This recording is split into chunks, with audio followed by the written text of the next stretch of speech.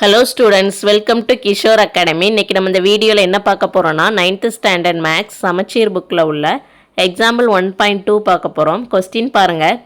Right the set of letters of the following words in roster form. கீழே words கொடுத்துருக்காங்க. அந்த வேர்ட்ஸை நம்ம roster ஃபார்மில் எழுதணும். என்னென்ன வேர்ட்லாம் கொடுத்துருக்காங்க? First one assessment, second principle. இது ரெண்டையும் நம்ம ரோஸ்டர் ஃபார்மில் எழுதலாம். ஃபஸ்ட்டு அசஸ்மெண்ட்டுக்கு எப்படி எழுதணும்னு பாருங்கள். ஃபஸ்ட்டு ஏதாவது ஒரு இங்கிலீஷில் உள்ள ஒரு லெட்டர் எக்ஸ் ஈக்குவல் டு, இதில் எக்ஸுன்னு கொடுத்துருக்காங்க.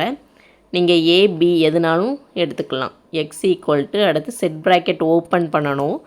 ஓப்பன் பண்ணி அந்த ப்ராக்கெட்குள்ளே நம்ம இதில் இருக்க லெட்டர்ஸை 1 by 1 கமா போட்டு எழுதணும். ரிப்பீட் ஆகிருக்கும்ல 2 times, அந்த மாதிரி ரிப்பீட் ஆகிருக்கதை 1 time எழுதினா போதும். இப்போ ஃபர்ஸ்ட்டு என்ன இருக்குது? ஏ இருக்குது, அதை எழுதிக்கோங்க. A comma, next S comma, S 2 times, இதில் ஒரு 2, இதில் 4 times இருக்குது, அதனால் 1 time எழுதினா போதும். அடுத்து இ கமா, எஸ் ஆல்ரெடி எழுதியாச்சு. எம் கமா, இ எழுதியாச்சு. என் கமா டி. அடுத்து ஓப்பன் பண்ண ப்ராக்கெட்டை க்ளோஸ் பண்ணிடணும். அவ்வளோதான். இதுதான் ரோஸ்டர் ஃபார்ம். ரொம்ப சிம்பிளான சம் தான். இதுக்கு 1 mark. அதனால் ஈஸியான சம்மு, இதை விடவே கூடாது.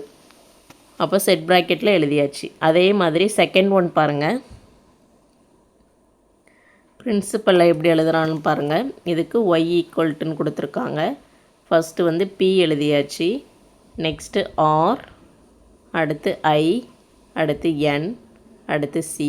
ஐ வந்திருக்கிறதுனால 1 time எழுதியாச்சு.